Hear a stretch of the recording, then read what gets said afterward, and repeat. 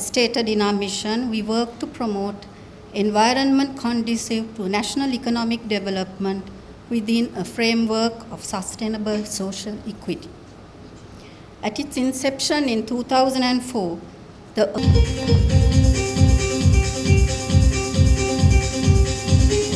Please welcome our keynote speaker, Suresh Prabhu. Little cabin, and each of the cabin, if doesn't act properly, then probably it will cause the complete collapse of the ship. The world seems to be really like this, not just in economic terms, but more so in ecological terms. Our chief guest is invited next to the podium. He, in fact, a member of parliament, a consultant of the Department of Engineering at the Open University of Sri Lanka, a director of Strategic Enterprise Management Agency, and a former Minister of Environment and Natural Resources. He has also been the president of the 8th Conference of Parties to the Vienna Convention on Climate Change. He holds a BSc Engineering Honours degree from the University of Moratuwa, specializing in power systems, and is an honorary fellow of the Institute of Engineers, Sri Lanka. He's also published widely, authoring a number of research papers and books in both English and Sinhalese on a range of subjects, including philosophy, Buddhism, productivity, mathematics, and the environment. Please welcome the Minister of Power and Energy, Honorable Patali, Champika, Ranawaka. I was made to understand that you have categorized areas such as environment, employee relations, customer and supply relations, community relations, and corporate social responsibility, and governance and economic contribution to be the key assessed areas. Therefore, I wish to congratulate the Ceylon Chamber of Commerce and the members of the organizing committee for the excellent manner in which the arrangement of this award ceremony have been arranged. My sincere thanks and best wishes goes to all of them. Dear friends, at the outset, I wish to talk few words related to social innovation, which I think will give some food for thought to the business perspective on the co-creation of a more sustainable society. This is due to the fact that corporate world should always take the lead in the process of moving towards more sustainable lifestyle for our people. Today we talk about social, ecological, and global stress. We have to face and solve problems associated in many dimensions. In ecological sense, it is the scarcity of resources, basically fossil fuels, pollution, climate change, and impending scarcity of water and food. Social, it may be poverty, terrorism, health, education, drugs, to name few. In the context of global stress, it may be economic recession, social unrest in the Middle East, North America, and Europe, which might eventually spread to this part of the world as well. Or it may be wars of foreign occupation to grab oil, gas, or any other natural resources. Therefore, we are now living in a world of uncertainty both within and outside. This will eventually lead to an increase of cost and challenges faced by both public and private sector alike. In this context, we as corporate citizens should create opportunities to have a healthier society while creating wealth to our business. This I would like to name as social innovation. It is our responsibility to change the individuals, organizations, and finally society towards achieving sustainable lifestyles.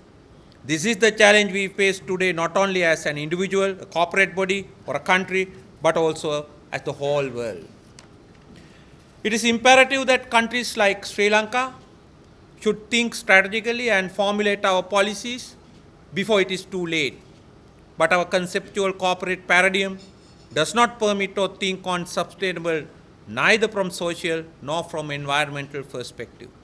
This is mainly due to our priority given to short-term financial gains.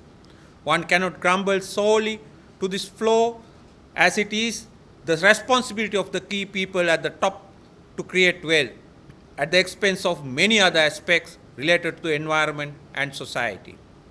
But in the longer terms, corporate world might be inundated with cost due to social and ecological changes. As an example, policies are now emerging to penalize and impose surcharges on companies for carbon emission in the developed world.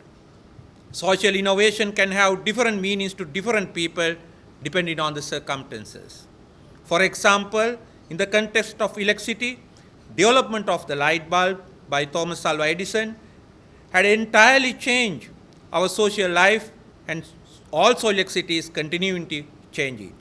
Just imagine the world without electricity.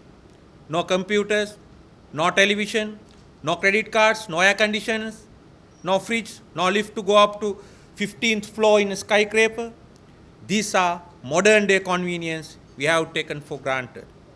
In the similar context, ICT also has changed our social life tremendously and continue to change it day by day. It is also prudent to mention a few words about the importance of corporate shared value in its perspective. This concept focuses on connection between societal and economic progress. This is by means of preconceiving products and markets, by redefining productivity on the value chain, enabling local cluster development. As corporate entities, we should look at decisions and opportunities through the lens of shared value for the greater benefit for society. We should not misunderstand this concept with what we are doing right now as responsible corporate citizens.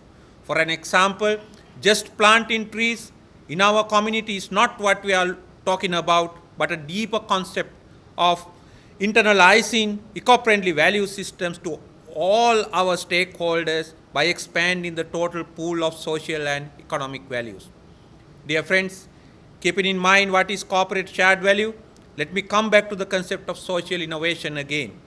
It is said that social innovation balances off the concept of innovation as viewed from strictly technological viewpoint, integrating and enhancing it. It is easy to submit that our corporate goal is to make profit and create more and more dividends to our shareholders. This is the traditional barometer to gauge the successfulness of a corporate entity. As far as ecology and societal impacts are concerned, either we have neglected or given only to the lip service, resulting in a less sustainable society and also an environment, both of which are man-made and not that easy to correct. So what is this? What is the imperative? As modern theorists say, the answer has two dimensions.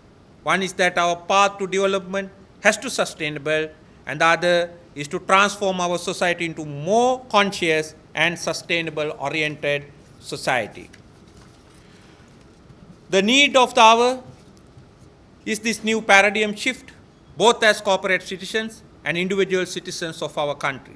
When we talk about sustainable development, it should be state rather than just being a sustainable corporation. Similarly, when we are talking about sustainable oriented society, we need a pace shift from present day value system to another set of values where the entire social transformation is needed.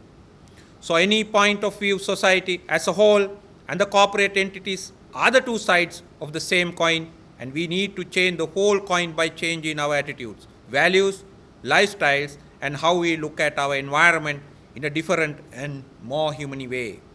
In a nutshell, this is what I think social innovation is about, and it is your duty as the responsible corporate citizen and as individual to pave the way for a new world order which is more human, more environmental friendly, more balanced and more sustainable as an end result, where both the human beings as a species can coexist with other species including flora and fauna until eternity on this beautiful planet. I thank you.